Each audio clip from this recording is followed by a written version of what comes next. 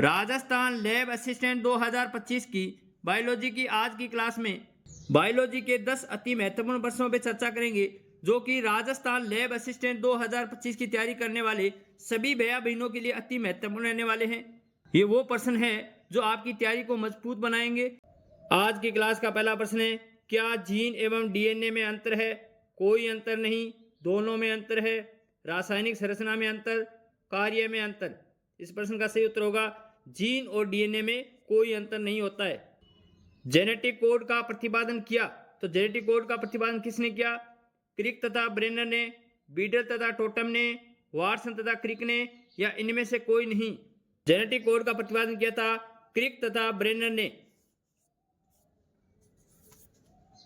निम्न में से कौन से डीएनए का सबसे कम गलनांक होता है? तो सबसे कम गलनांक वाला डीएनए अणु कौन सा है ये बताना है।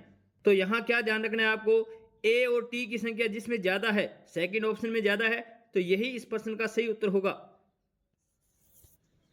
अगला प्रश्न है, कोशिका की आनुवंशिकी इकाई है क्रोमोसोम, केंद्रक, जीन, स्वयं कोशिका। कोशिका की आनुवंशिक इकाई क्या है? जीन कोशिका की आनुवंशिक इकाई होते हैं। अगला प्रश्न है, जीव द्रव्य अपनी विस्कासित यानी विलोसिटी के आधार पर दो भागों में विभक्त रहता है। बाहरी अधिक विलोसिटी भाग कहलाता है प्लाज्मा जेल, प्लाज्मा सोल, कोशिका द्रव्य, कोलाइडी भाग।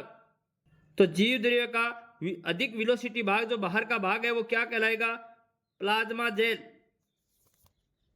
डीएनए अणु में क्षारक होते हैं एडिनिन व गवानीन, थाइमिन व cytosine, adenine, guanine, uracil, cytosine, ए व बी दोनों।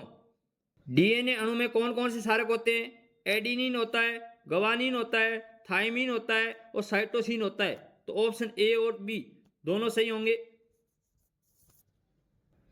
अगला प्रश्न है, आरएनए किसके संश्लेषण से संबंधित है? एमिनो अम्ल के, न्यूक्लियोटाइड और साइड के, गुणसूत्रों के, एंजाइम के। आरएनए किसके संश्लेषण से संबंधित है? एंजाइम के संश्लेषण से संबंधित है। कौन? आरएनए।